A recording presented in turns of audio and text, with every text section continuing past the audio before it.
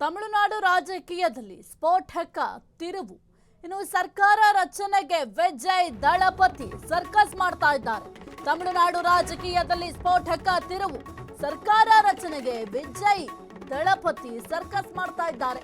ದಳಪತಿ ಸರ್ಕಾರ ರಚನೆಗೆ ಬದ್ಧ ವೈರಿಗಳಿಂದಲೇ ಅಡ್ಡಿ. ಡಿಎಂಕೆ ಎಐಎಡಿಎಂಕೆ ನಡುವೆ ಆಗುತ್ತಾ ಹಾಗಾದ್ರೆ ಮಹಾ ಮೈತ್ರಿ?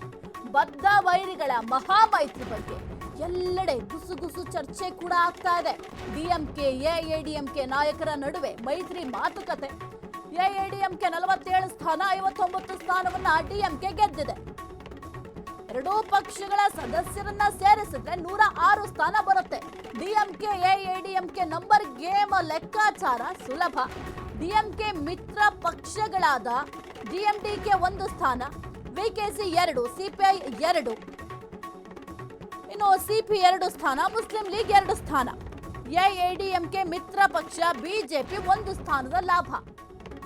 ತಮಿಳುನಾಡು ರಾಜಕೀಯದಲ್ಲಿ ಸ್ಫೋಟಕ ತಿರುವುಗಳಾಗುವ ಸಾಧ್ಯತೆಗಳು ಕೂಡ ದಟ್ಟವಾಗಿ ಕಾಣಿಸ್ತಾ ಇದೆ. ಮತ್ತೊಂದು ಕಡೆ ಟಿವಿಕೆ ಪಕ್ಷ 108 ಸ್ಥಾನಗಳನ್ನ ಗೆದ್ದುಕೊಂಡಿದೆ. ಹಾಗಾಗಿ ಈಗ ಒಂದು ಮ್ಯಾಜಿಕ್ ನಂಬರ್ ಬರಲೇಬೇಕಾಗಿದೆ. ಯಾವುದೇ ಒಂದು ಪಕ್ಷ ಆಗಿರಬಹುದು, ಬಹುಮತ ಬೇರೆ, ಅದರ ಮ್ಯಾಜಿಕ್ ನಂಬರ್ ಬೇರೆ. ಮ್ಯಾಜಿಕ್ ನಂಬರ್ ಬರಲೇಬೇಕಾಗುತ್ತೆ ಈಗ ಅವರ ಅಧಿಕಾರವನ್ನ ಸ್ಥಾಪನೆ ಮಾಡಬೇಕು ಅಂದ್ರೆ. ಹಾಗಾಗಿ ಆ ಒಂದು 118 ಮ್ಯಾಜಿಕ್ ನಂಬರ್ ಅನ್ನ ಪಡಿಲಿಕ್ಕೆ ದಳಪತಿ ವಿಜಯ್ ಬಹಳ ಸರ್ಕಸ್ ಮಾಡ್ತಾ ಇದ್ದಾರೆ. ಈ ಒಂದು ಮ್ಯಾಜಿಕ್ ನಂಬರ್ ಅನ್ನ ಹೆಂಗ್ ಪಡ್ಕೊಳ್ಳೋದು, ಜೊತೆಗೆ ಸರ್ಕಾರವನ್ನ ಯಾವ ರೀತಿ ರಚನೆ ಮಾಡೋದು ಅಂತ ಸದ್ಯಕ್ಕೆ ಅವರದೇ ಆದಂತಹ ಕೆಲವೊಂದಿಷ್ಟು ರಣತಂತ್ರಗಳಾಗಿರಬಹುದು, ರಣವ್ಯೂಹ ಎಲ್ಲವನ್ನು ಕೂಡ ರಚನೆಯನ್ನ ಮಾಡ್ಕೊಳ್ತಾ ಇದ್ದಾರೆ. ಮತ್ತೊಂದು ಕಡೆ ದಳಪತಿ ಸರ್ಕಾರ ರಚನೆಗೀಗ ಬದ್ಧ ವೈರಿಗಳೇ ಅಡ್ಡಿಪಡಿಸ್ತಾ ಇದ್ದಾರೆ. ಯಾರು ಬದ್ಧ ವೈರಿಗಳು ಅಂತ ಅಂದ್ರೆ ಡಿಎಂಕೆ ಆಗಿರಬಹುದು, ಜೊತೆಗೆ ಎಐಎಡಿಎಂಕೆ ನಡುವೆ ಈಗ ಏನಾದ್ರೂ ಮೈತ್ರಿ ಆಗತ್ತಾ ಎಂಬ ಪ್ರಶ್ನೆ ಕೂಡ ಈ ಒಂದು ತಮಿಳುನಾಡು ರಾಜಕೀಯ ಪಡಸಾಲೆಯಲ್ಲಿ ಬಹಳ ಚರ್ಚೆ ಆಗ್ತಾ ಇದೆ. ಯಾಕೆಂತಂದ್ರೆ ತಮಿಳುನಾಡು ಹಿಸ್ಟ್ರಿ ಏನು 50 ವರ್ಷದ ಒಂದು ಇತಿಹಾಸ ಇದೆ. ಆ ಒಂದು ಇತಿಹಾಸದಲ್ಲಿ ಕೇವಲ ಡಿಎಂಕೆ ಎಐಎಡಿಎಂಕೆ ಈ ಎರಡೇ ಪಕ್ಷಗಳು ಅಧಿಕಾರಕ್ಕೆ ಬರ್ತಾ ಇದ್ದಿದ್ದು. ಒಂದು ಬಾರಿ ಡಿಎಂಕೆ ಬಂದ್ರೆ ಮತ್ತೊಂದು ಬಾರಿ ಎಐಎಡಿಎಂಕೆ ಬರ್ತಾ ಇತ್ತು. ಆದ್ರೆ ಈಗ ಒಂದು ಹೊಸದೊಂದು ಪಕ್ಷ ಇಷ್ಟು ಮತಗಳನ್ನ ಗಳಿಸಿದ್ರೆ, ಇಷ್ಟು ಸ್ಥಾನಗಳನ್ನ ಗಳಿಸಿದ್ರೆ ಏನಾಗಬಹುದು? ಹಾಗಾಗಿ ಸದ್ಯಕ್ಕೆ ಅವ್ರಿಗೆ ಒಂದು ಕಡೆ ನಡುಕ ಕೂಡ ಇದೆ. ಕಾಂಗ್ರೆಸ್ ಬೆಂಬಲವಿದ್ರು ವಿಜಯ್ಗೆ ಬಹುಮತದ ಕೊರತೆ. ಬಹುಮತ ಸಾಬೀತಾಗದಿದ್ರೆ ರಾಜ್ಯಪಾಲರ ಆಡಳಿತ ಭೀತಿ. 6 ತಿಂಗಳಲ್ಲಿ ತಮಿಳುನಾಡಲ್ಲಿ ಮರು ಚುನಾವಣೆಯ ಆತಂಕ ಕೂಡ ಇದೆ. ಸರ್ಕಾರ ರಚಿಸಲು ಒಂದಾಗಲಿದೆಯಾ ದ್ರಾವಿಡ ಪಕ್ಷಗಳ? ಹಾಗಾದ್ರೆ ಡಿಎಂಕೆ ಬೆಂಬಲದೊಂದಿಗೆ ಪಳನಿಸ್ವಾಮಿ ಸಿಎಂ ಆಗ್ತಾರಾ? ರಾಜಕೀಯ ಯುದ್ಧದಲ್ಲಿ ಎಲ್ಲವೂ ಸಾಧ್ಯ ಎಂಬ ಗುಸುಗುಸು ನಡೀತಾ ಇದೆ. ಇದಾಗತ್ತೆ, ಇದಾಗಲ್ಲ ಅನ್ನೋ ಮಾತೇ ಇಲ್ಲ. ರಾಜಕೀಯದಲ್ಲಂತೂ ಎಲ್ಲವೂ ನಡೆಯುತ್ತೆ. ಒಂದು ವೇಳೆ ಈಗ ಏನು ಟಿವಿಕೆ ಪಕ್ಷ ಇದೆ, 108 ಸ್ಥಾನಗಳನ್ನ ಗಳಿಸಿರಬಹುದು. ಆದ್ರೆ ಮುಂದೆ ಏನಾಗುತ್ತೆ ಅನ್ನೋದು ಬಹಳ ಮುಖ್ಯ ಆಗುತ್ತೆ. ಈಗ ಸರ್ಕಾರ ರಚನೆ ಮಾಡಬೇಕು ಅಂತಂದ್ರೆ 118 ಸ್ಥಾನ ಬರಲೇಬೇಕು. ಇಲ್ಲಾಂದ್ರೆ ಸರ್ಕಾರ ರಚನೆ ಮಾಡ್ಲಿಕ್ಕೆ ಸಾಧ್ಯವೇ ಆಗೋದಿಲ್ಲ. ಯಾಕೆಂತಂದ್ರೆ ಮ್ಯಾಜಿಕ್ ನಂಬರ್ 118, 108 ಆದ್ರೆ ಇನ್ನೂ 10 ಸ್ಥಾನ ಬೇಕಲ್ಲ. ಆ ಒಂದು 10 ಸ್ಥಾನವನ್ನ ಯಾವ ರೀತಿ ಗಳಿಸ್ತಾರೆ?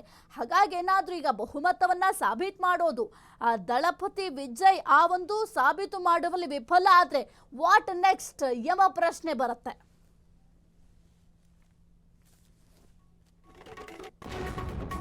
ಬಹುಮತ ಸಾಬೀತುಪಡಿಸಲು ನಟ ವಿಜಯ್ ವಿಫಲರಾದ್ರ? ಹಾಗಾದ್ರೆ ಸಿಎಂ ಪ್ರಮಾಣ ವಚನಕ್ಕೆ ಬ್ರೇಕ್ ಬೆನ್ನಲ್ಲೇ ಶಾಸಕರು ಶಿಫ್ಟ್. ಐಷಾರಾಮಿ ಹೋಟೆಲ್ ರೆಸಾರ್ಟ್ಗೆ ಟಿವಿಕೆ ಶಾಸಕರು ಶಿಫ್ಟ್. ಎಸ್ಕಾಟ್ ಹಿಂಪಡೆಯುವಂತೆ ವಿಜಯ್ ಸ್ವಯಂ ಪ್ರೇರಿತ ಮನವಿ. ಪದಗ್ರಹಣಕ್ಕೂ ಮುನ್ನವೇ ಸಿಎಂ ಭದ್ರತೆಯನ್ನ ವಿಜಯ್ ತ್ಯಜಿಸಿದ್ದಾರೆ. ಸ್ಪಷ್ಟ ಬಹುಮತ ಸಾಬೀತಾದ ಮೇಲಷ್ಟೇ ಸಿಎಂ ಸೌಲಭ್ಯ ಕೊಡಿ. ಅಧಿಕಾರ ವಹಿಸಿಕೊಂಡ ಬಳಿಕವೇ ಅಧಿಕೃತ ಭದ್ರತೆ ಸ್ವೀಕಾರ. ವಿಜಯ್ ನಡೆಯಿಂದ ಫ್ಯಾನ್ಸ್ ಬೆಂಬಲಿಗರಲ್ಲಿ ಭಾರೀ ಸಂಚಲನ.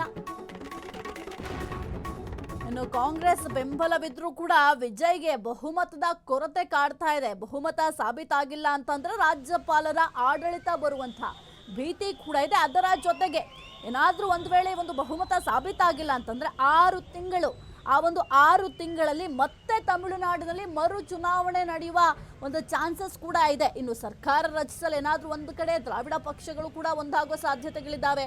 ಯಾಕೆಂತಂದ್ರೆ ಬಹಳ ಲೆಕ್ಕಾಚಾರ ಆಗ್ತಾ ಇದ್ದಾರೆ ಡಿಎಂಕೆ ಮತ್ತು ಎಐಎಡಿಎಂಕೆ. ಹಾಗಾಗಿ ಏನಾದ್ರೂ ಮೈತ್ರಿ ಮಾಡ್ಕೊಂಡ್ರೆ ಆಗ ಈ ಒಂದು ಟಿವಿಕೆ ಪಕ್ಷ ಕಿಂತ ಹೆಚ್ಚಿನ ಪ್ರಮಾಣದಲ್ಲಿ ಸ್ಥಾನವನ್ನು ಗಳಿಸ್ಕೊಳ್ಬೇಕಾಗುತ್ತೆ. ಅದಕ್ಕೆ ಯಾವ ರೀತಿ ಕಸರತ್ತು ಮಾಡ್ತಾರೆ ಎಂಬ ಪ್ರಶ್ನೆ ಸದ್ಯಕ್ಕೆ ಮೂಡ್ತಾ ಇದೆ. ಒಟ್ಟಿನಲ್ಲಿ ಈ ಒಂದು ತಮಿಳುನಾಡು ರಾಜಕೀಯ ಬಹಳ ಚರ್ಚೆಗೆ ಗ್ರಾಸವಾಗಿದೆ. ಯಾವ ಕಾರಣಕ್ಕೆ ಅಂತಂದ್ರೆ ಒಂದು 50 ವರ್ಷಗಳ ಇತಿಹಾಸವನ್ನ ಟಿವಿಕೆ ಪಕ್ಷ ಪುಡಿ ಮಾಡ್ತು. ಹಾಗಾಗಿ ಈಗ ಅಲ್ಲಿಗೆ ಏನೆಲ್ಲ ಬೆಳವಣಿಗೆಗಳಾಗಬಹುದು ಅನ್ನೋದು ಬಹಳ ಕುತೂಹಲಕ್ಕೆ ಕಾರಣ ಆಗಿದೆ. ಏನಾದರೂ ಬಹುಮತವನ್ನ ಸಾಬೀತುಪಡಿಸುವಲ್ಲಿ ನಟ ವಿಜಯ್ ಏನಾದರೂ ವಿಫಲರಾದ್ರೆ ಆಗ ಸಿಎಂ ಪ್ರಮಾಣ ವಚನಕ್ಕೆ ಈಗ ಬ್ರೇಕ್ ಹಾಕಿದ್ದಾರೆ. ಬಹಳ ಒಂದು ಬದಲಾವಣೆಗಳಾಗುವ ಸಾಧ್ಯತೆಗಳಿದ್ದಾವೆ ತಮಿಳುನಾಡು ರಾಜಕೀಯದಲ್ಲಿ. ಈಗ ಆಲ್ರೆಡಿ ಶಾಸಕರನ್ನ ಶಿಫ್ಟ್ ಮಾಡಿದ್ದಾರೆ. ಈ ಒಂದು ಟಿವಿಕೆ ಶಾಸಕರೇನಿದ್ದಾರೆ ಅಂದರೆ ಗೆದ್ದಿರುವಂಥವ್ರು ಅವರೆಲ್ಲರನ್ನೂ ಕೂಡ ಈಗ ರೆಸಾರ್ಟ್ಗೆ ಶಿಫ್ಟ್ ಮಾಡಲಾಗಿದೆ. ಐಷಾರಾಮಿ ಹೋಟೆಲ್ಗಳಾಗಿರ್ಬೋದು ಎಲ್ಲ ಕಡೆಯೂ ಕೂಡ ಈ ಒಂದು ಟಿವಿಕೆ ಶಾಸಕರನ್ನ ಶಿಫ್ಟ್ ಮಾಡಲಾಗಿದೆ. ಇದರ ಜೊತೆಗೆ ಈಗ ವಿಜಯ್ ಅವರಿಗೆ ಒಂದು ಎಸ್ಕಾರ್ಟ್ ಸೌಲಭ್ಯವನ್ನು ಕೂಡ ನೀಡಲಿಕ್ಕೆ ಮುಂದಾಗಿದ್ರು. ಆದರೆ ಅಧಿಕೃತವಾಗಿ ನಾನು ಸಿಎಂ ಅಂತ ಘೋಷಣೆ ಆಗೋದಕ್ಕಿಂತ ಮೊದಲು ನನಗೆ ಸರ್ಕಾರದಿಂದ ಬರುವಂತಹ ಯಾವುದೇ ಸೌಲಭ್ಯಗಳು ಕೂಡ ಬೇಡ, ನನಗೆ ಯಾವುದೇ ಒಂದು ಎಸ್ಕಾರ್ಟ್ ವ್ಯವಸ್ಥೆ ಕೂಡ ಬೇಡ ಅಂತ ಸ್ವಯಂ ಪ್ರೇರಿತವಾಗಿ ಅವರೇ ಮನವಿ ಕೂಡ ಮಾಡ್ಕೊಂಡಿದ್ದಾರೆ. ಇನ್ನು ಪದಗ್ರಹಣಕ್ಕೂ ಮುನ್ನವೇ ಈ ಒಂದು ಸಿಎಂ ಭದ್ರತೆ ತೆಗೆದುಕೊಳ್ಳೋದು ಸರಿ ಇರೋದಿಲ್ಲ, ಹಾಗಾಗಿ ನನಗೆ ಈ ಒಂದು ಭದ್ರತೆ ಬೇಡ ಅಂತ ಮನವಿ ಮಾಡಿಕೊಂಡಿದ್ದಾರೆ. ಕ್ಷಣ ಕ್ಷಣದ ಸುದ್ದಿಗಳಿಗಾಗಿ ಫ್ರೀಡಂ ಟಿವಿ ಸಬ್ಸ್ಕ್ರೈಬ್ ಮಾಡಿ, ಲೈಕ್ ಮಾಡಿ ಹಾಗೂ ಫಾಲೋ ಮಾಡಿ. ಹೊಸ ಸುದ್ದಿಗಳ ನೋಟಿಫಿಕೇಶನ್ಗಾಗಿ ಬೆಲ್ ಐಕಾನ್ ಮೇಲೆ ಕ್ಲಿಕ್ ಮಾಡಿ.